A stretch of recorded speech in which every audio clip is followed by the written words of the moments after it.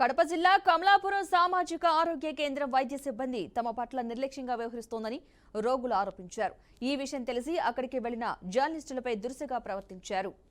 అంతేకాకుండా బాధితులు తమ గోడును మీడియాకు వివరిస్తూ ఉండగా ఆ విషయాలను చిత్రీకరిస్తున్న మీడియా సెల్ ఫోన్ను స్టాఫ్ నర్స్ విజయలక్ష్మి లాక్కునే ప్రయత్నం చేశారు. అక్కడే ఉన్న ఆసుపత్రి డాక్టర్ తాజ్ ఉద్దీన్ ఇదంతా గమనిస్తూ కనీసం సిబ్బందిని వారించే ప్రయత్నం కూడా చేయలేదని రోగులైతే చెబుతున్నారు.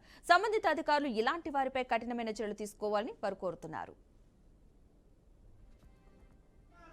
ఇప్పుడు ఆ పిల్లలు చూడమ్మా, ఆ పిల్లలు చూడలేదు కదా, అబ్బాయిని చూసి నేను అక్కడికి పోతే ఆడిపోండి అని ఇంటి తిప్పుతున్నారు. సూర్య వేపించుకొని ఇంట్లో నీకు జ్వరం ఎక్కువ వచ్చింది.